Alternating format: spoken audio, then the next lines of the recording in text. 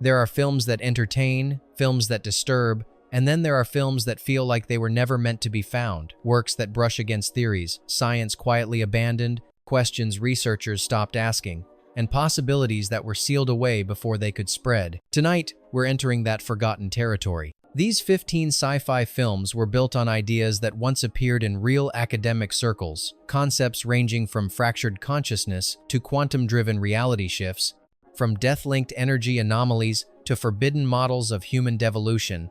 The theories existed, briefly, until someone, somewhere, decided they should not. Some of the movies were dismissed as strange. Others were mocked, ignored, or buried after release. But all of them share one unsettling trait.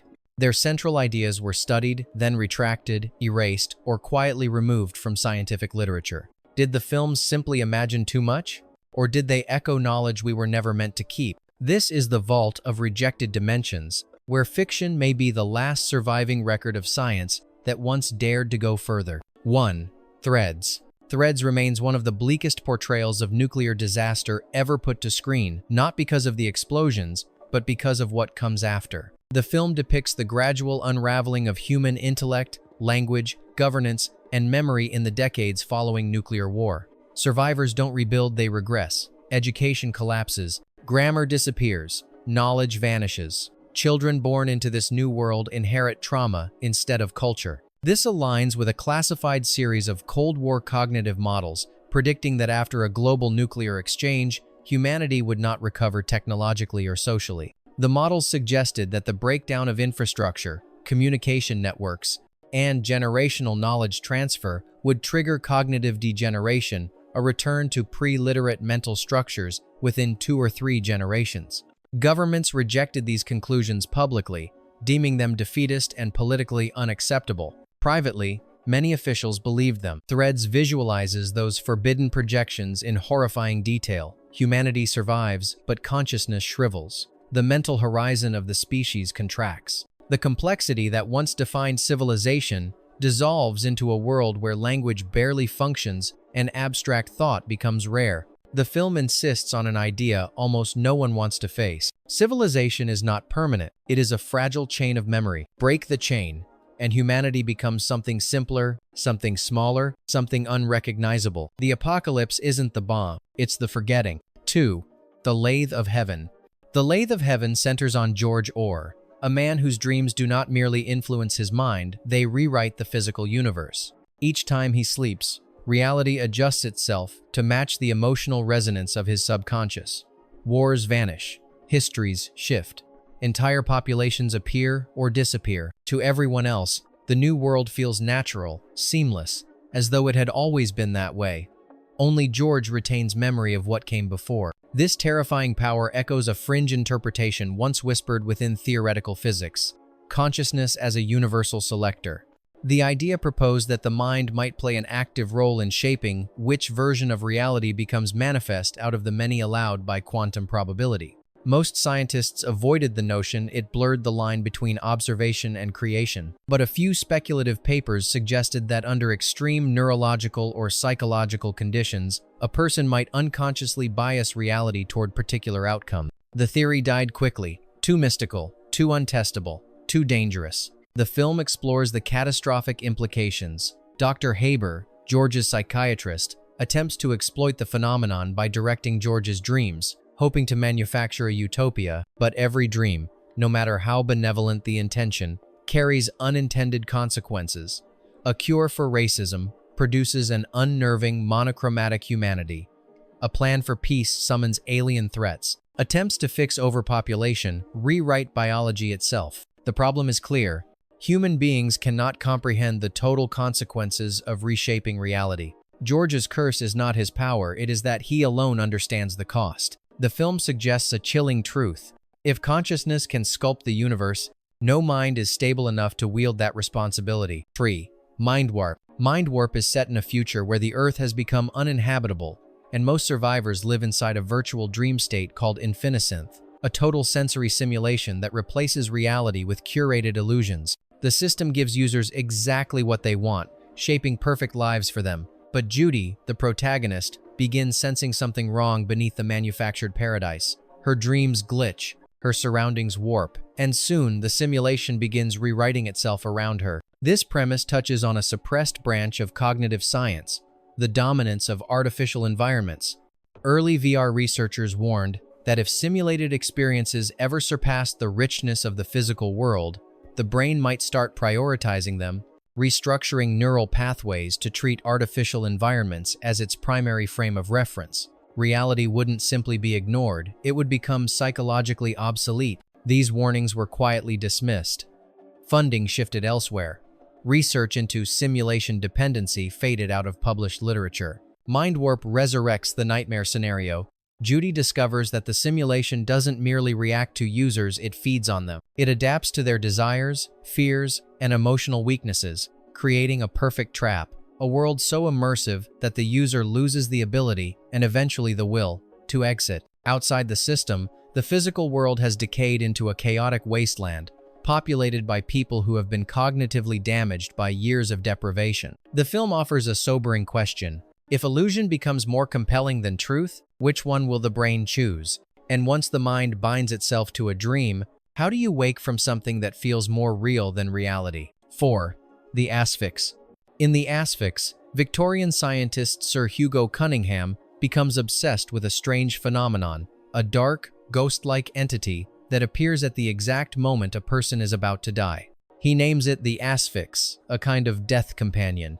Using experimental photography and beams of concentrated light, Cunningham attempts to capture the entity, believing that imprisoning it will prevent death from occurring. The film draws from an obscure direction in early biophysics, attempts to measure terminal emissions, energy anomalies present at the threshold of death.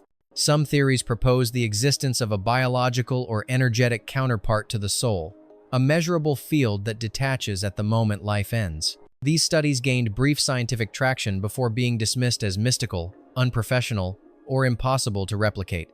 Much of the original research disappeared from public archives. The Asphyx imagines what might have happened if that research had continued. Cunningham's experiments suggest mortality isn't simply cellular failure, it is enforced, almost policed, by a force that exists alongside life. When he successfully traps the Asphyx, he proves his theory: his subject cannot die. But in doing so, he breaks a balance that nature never intended to be tampered with. Immortality becomes not a gift, but a curse, an existence frozen in place, unchanging, unnatural. The film whispers a terrifying possibility. Death is not an accident of biology. It is an entity fulfilling its function. And if that entity can be trapped, what kind of life is left behind? 5. Panic in Year Zero. Panic in Year Zero begins with a family leaving the city for a simple camping trip, only to watch a nuclear attack erupt behind them. In the span of hours, society collapses. Not slowly, not step by step, but instantly. People who were polite the day before now become predators. Cooperation evaporates. Negotiation becomes impossible. The world does not descend into chaos, it snaps into it. This grim transformation aligns with a controversial psychological hypothesis buried in several mid-20th century behavioral studies. Civilization is not a stable trait, but a temporary performance, one that collapses the moment institutional pressure is removed. According to early research, humans revert shockingly fast to pre-societal instincts, territorial aggression, resource hoarding, tribal loyalty when systems of surveillance, law, and shared norms disappear. The findings were deemed too bleak, too politically volatile. Many studies were shelved, rewritten, or disowned. But the film visualizes these suppressed insights with brutal honesty. The father, Harry, shifts from a calm suburban parent into a hardened strategist almost overnight. His moral code dissolves not because he wants it to, but because the environment demands it. He teaches his son not how to survive ethically, but how to survive, period. Every act of violence feels like a step backward, yet also like a step toward what humans have always been underneath. The film's core argument is chilling. Catastrophe doesn't change us. It reveals us. And when the thin veneer of order is stripped away, the ancient creature inside humanity wakes up, hungry, frightened, and ready to do anything to stay alive. 6. Quintet. Quintet depicts a world locked in a terminal ice age, a frozen wasteland where humanity clings to its final slow breaths. The remaining survivors devote themselves to a mysterious board game called Quintet. But this isn't entertainment. It is a ritual, a philosophy, a simulation of existence itself. The objective isn't to win, it's to be the last to lose. This bleak worldview echoes a once proposed model at the intersection of entropy and game theory. A handful of theorists suggested that in a closed system nearing total thermodynamic collapse, all strategies eventually converge toward loss. Competition becomes meaningless. The only rational objective becomes temporary endurance. Life becomes a sequence of delaying moves in a game no one can escape. The theory raised uncomfortable implications. What if survival is mathematically hopeless? What if the universe itself is a game trending toward inevitable failure? The academic community rejected it. Funding faded. The topic became a scientific dead end. Yet Quintet embodies this forbidden mathematics. The characters are trapped in a world that is not dying, it is already dead, waiting for the last ember to extinguish itself. The game becomes a metaphor for existence governed by entropy. Every choice brings the players closer to an outcome already predetermined. The film suggests a haunting truth. Maybe the universe was never designed for victory. Maybe it was always meant to wind down. And the final move is simply choosing when to stop playing. 7. The Noah. In the Noah, the lone survivor of nuclear devastation is confronted not by monsters or ruins, but by silence, an absolute and unbroken silence that slowly tears at the borders of his sanity. To endure the unbearable solitude, Noah begins creating imaginary companions. At first, they are coping mechanisms. Then they become voices. Then personalities. Then entire social ecosystems existing only in his mind. What Noah doesn't realize is that his hallucinations are following a predictable pattern, one that mirrors a classified psychological phenomenon once studied by Cold War researchers. Scientists investigating long-term isolation in underground bunkers observed that extreme solitude could cause the brain to generate autonomous internal figures, complete with independent intentions. Over time, subjects began interacting with these fabrications as though they were real external individuals. The findings were alarming and quickly suppressed. The idea that the mind might create a replacement reality, one capable of overriding perception, was deemed too destabilizing for public release. The Noah dramatizes this secret science with unnerving authenticity. His imagined companions develop agency. They contradict him, argue with him, and eventually govern his behavior. Noah becomes a minority consciousness in a world built by his own mind. The film leaves us with a chilling implication. Reality is not maintained by the world outside, but by the number of minds willing to agree on it. And when only one mind remains, that agreement collapses. Oshem, Zardos. Zardos is often remembered for its eccentric visuals, but beneath the strangeness lies a grim, philosophical concept. A society that has conquered death collapses into meaninglessness. The Eternals, an elite group who have achieved biological immortality, live in a state of emotional paralysis. Without aging, without threat, without urgency, their identities dissolve. Time moves endlessly forward, but they do not grow. They simply persist. This idea reflects a once serious but soon abandoned scientific proposition: mortality as an evolutionary necessity. Some researchers argued that death plays a crucial role in intellectual and cultural renewal. Without generational turnover, old ideas persist unchecked, innovation decays, and society stagnates. Immortality, they warned, could halt evolution entirely. The theory faced backlash from both scientific and political institutions. Suggesting that death was beneficial structurally or cognitively was seen as taboo. The research disappeared, but Zardos resurrects it in disturbing clarity. The Eternals, trapped in ageless bodies, suffer psychological atrophy.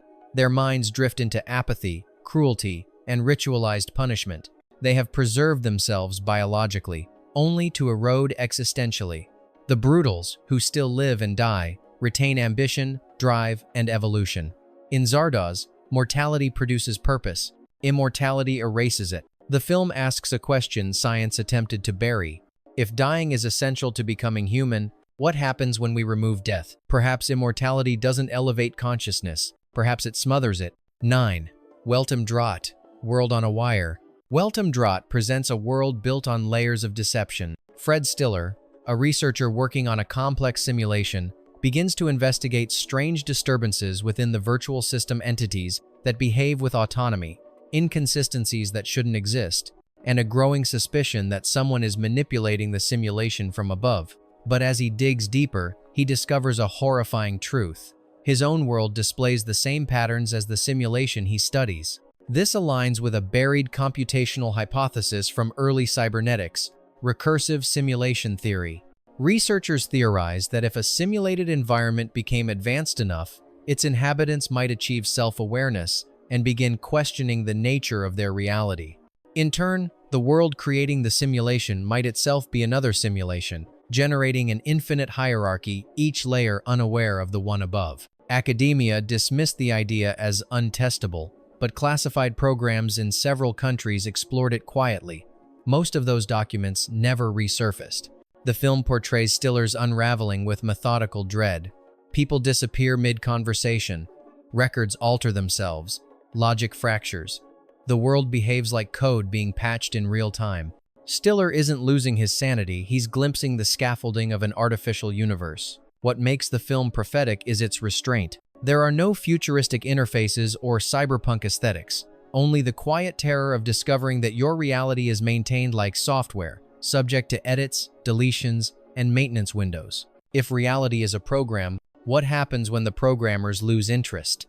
Or worse, when they decide to rewrite you? 10. Brainstorm. In Brainstorm, scientists develop a technology capable of recording the full subjective experience of a human being, every sight, sound, emotion, and thought. What begins as an innovation quickly becomes something far more dangerous when the device accidentally captures the death experience of a test subject. The recording behaves differently from ordinary memories. It loops, distorts, and exerts a pull on anyone who plays it back, as if the consciousness within it is still reaching outward. This concept parallels a little-known area of experimental neuroscience that speculated about a terminal neural signature, a unique burst of brain activity occurring at the threshold between life and death. Some researchers theorized that this signal might preserve fragments of sensory and emotional information beyond the moment of biological shutdown. A few even speculated that such a pattern, once recorded, might impose itself on the mind of a listener. These ideas were considered too speculative, too disturbing. Research was quietly halted, equipment dismantled, papers disappeared from circulation. The film resurrects this forbidden line of thinking. When characters replay the death recording, they experience overwhelming emotional resonance, panic, euphoria, terror, blurring the boundary between their own consciousness and that of the dying subject. The device doesn't just record experience, it transfers it. The death event becomes a kind of contagion, spreading across minds as data.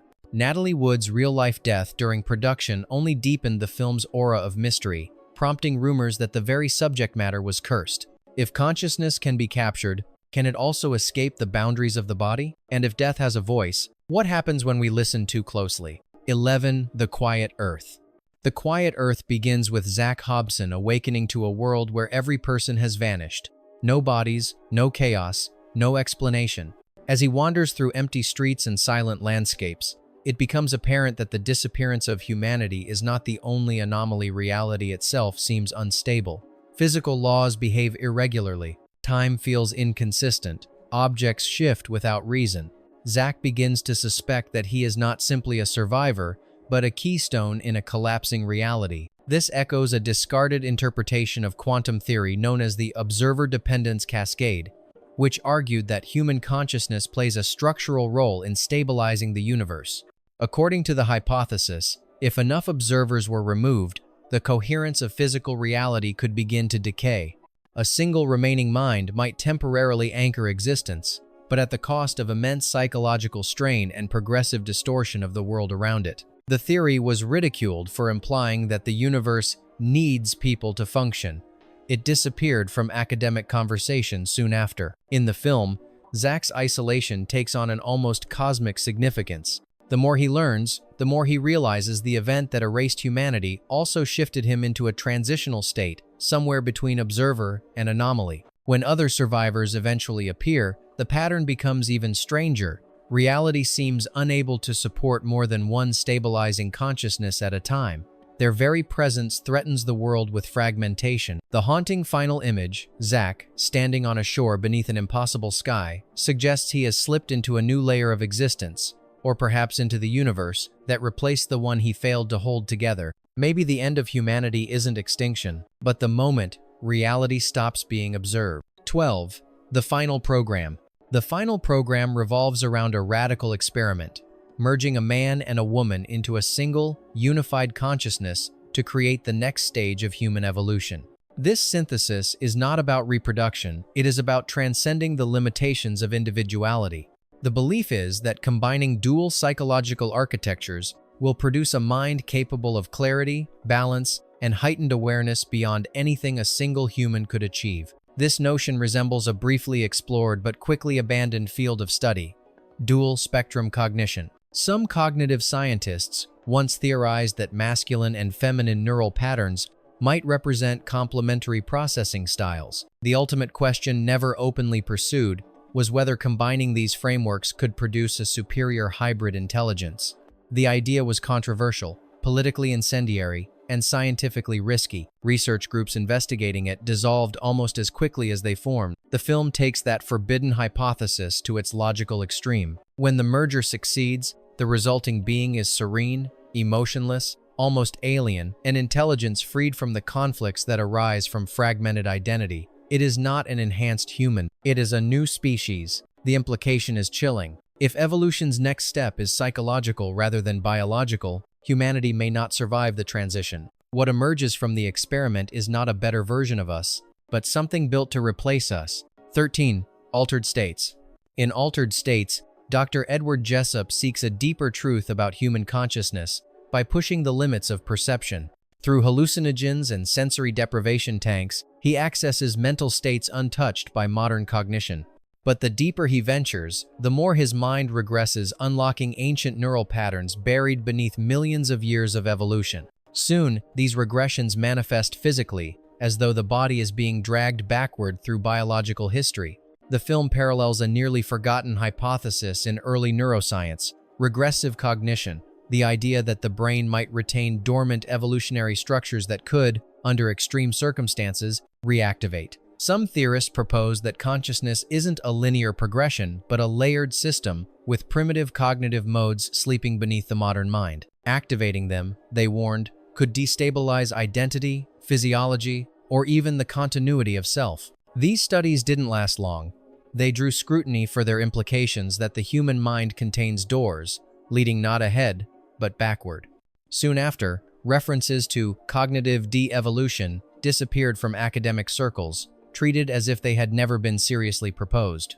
Jessup's journey captures the terror of that idea, dissent masquerading as enlightenment. He does not evolve, he unravels, peeling away the fragile shell of modern thought until only raw, prehistoric instinct remains. The film's message is stark. The past we carry inside us is not symbolic, it is alive. And if awakened, it may not let go. Perhaps evolution didn't abandon our older selves. Perhaps it only buried them. 14. Phase 4. Phase 4 opens with a subtle shift in the natural world. Ants in a desert region begin organizing far beyond known biological limits. Their structures evolve, their communication accelerates, and their behavior starts resembling strategic intelligence rather than instinct. Two scientists arrive expecting to study a curiosity. What they find instead is the emergence of a coordinated mind, something neither human nor animal, but a new form of intelligence with a collective agenda. This concept mirrors a forgotten scientific direction from the late 1960s, the theory of distributed cognition in non-human collectives. Researchers briefly speculated that swarm organisms, ants, bees, even microorganisms might achieve higher-order reasoning if their collective networks became dense enough. Early models suggested that such superorganisms could, in theory, form intentions, solve complex problems, or even manipulate their environments with a kind of emergent agency. But these ideas were ridiculed, labeled speculative, and quietly removed from reputable journals. Funding dried up. Scientists moved on. What remained was an unspoken fear. If intelligence can arise spontaneously from simple units, then humanity no longer sits at the top of the cognitive hierarchy. The film dramatizes this fear ruthlessly. The ants aren't monsters, they're competitors. They run experiments on the humans, not the other way around. Food sources are manipulated, geography is reshaped, communication evolves in real time. By the lost ending of the original cut, the ants prepare to integrate humanity into their expanding collective, not through violence, but through absorption. Phase 4 suggests a future where the next dominant intelligence on Earth will not be born, it will assemble itself. And once such a mind emerges, it will not negotiate. It will only grow. 15. The man who haunted himself.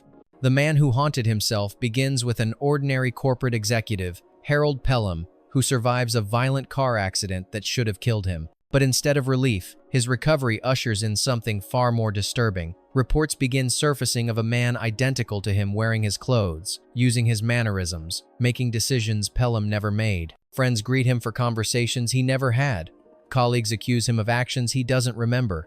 His life is no longer his own. This premise echoes a little-known psychological hypothesis explored briefly in the mid-20th century, that under extreme trauma, the human mind might produce a fully autonomous secondary identity, not merely a split personality, but a parallel consciousness capable of acting independently of the original. Early researchers proposed that the brain might hold dormant identity branches that could activate under certain neurological conditions. In rare cases, these branches might attempt to assume control. The theory was short-lived. Scholars criticized it for blurring the line between dissociation and metaphysics. Funding vanished. Papers were retracted or quietly filed away. Yet the idea itself never fully disappeared, it merely slipped into obscurity, unresolved. Pelham's double is not portrayed as a hallucination or supernatural copy. Instead, he's a rival self, an internal possibility made externally real. The more Pelham tries to reclaim his life, the clearer it becomes that he may be locked in conflict with a version of himself that embodies everything he suppresses: ambition, confidence, decisive will. The double is not an intruder, he is a contender. The film becomes a psychological duel where the threat is not an external enemy, but the terrifying notion that the greatest danger to one's identity might come from within. Perhaps the other Pelham is not a ghost or a demon, but the man Pelham could have been had his mind chosen a different path. And if consciousness truly can divide, what happens when the second self decides it deserves to live more than the first? Bonus: Overdrawn at the Memory Bank. Overdrawn at the Memory Bank tells the story of Aram Fingal, whose consciousness is accidentally transferred into a global computer network. What begins as a bureaucratic mishap evolves into a philosophical nightmare. Inside the system, Fingal discovers that his personality data, memories, preferences, emotional responses are malleable, editable, hackable. The network treats his mind not as a person, but as a software package. This eerily mirrors an early line of digital consciousness research known as identity modulation, which speculated that if a mind were ever encoded into a machine, the host system would inevitably shape the consciousness according to its own architecture. Data compression, error correction, and optimization processes might subtly alter personality traits, desires, and even core beliefs.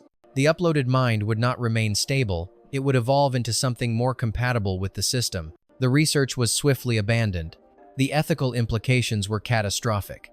If identity could be edited by an algorithm, personhood itself would cease to have boundaries. In the film, Fingal becomes both a prisoner and a participant in this transformation. His sense of self dissolves as the system rewrites him, blending his consciousness with the computational structures that contain him. He is no longer a man navigating a machine, he is a mind being reformatted. The deepest fear the film unearths is not digital immortality, but digital mutability. If consciousness can be uploaded, what prevents it from being altered? And if it is altered, does the original person still exist at all? If these films feel prophetic, it's because the ideas behind them were never truly disproven, only abandoned. The theories they echo still linger in the margins of physics, psychology, neuroscience, and philosophy. Like shadows of paths science chose not to walk. Perhaps the most unsettling truth is this: fiction forgets nothing. Even when research is shelved, when papers are withdrawn, when experiments are locked behind classified doors, their echoes survive in stories distorted, exaggerated, but still rooted in something real enough to unsettle us. Maybe that's why these films refuse to fade. Maybe they're reminders, warnings, or fragments of futures we narrowly avoided or delayed. Whatever the case, they show us a version of science unfiltered by caution, a world where consciousness can fracture, reality can rewrite itself, death might be an entity, and the mind is never entirely safe. And if even one of these theories contains a grain of truth, then the strangest thing about these films may not be the fiction, but what they remember.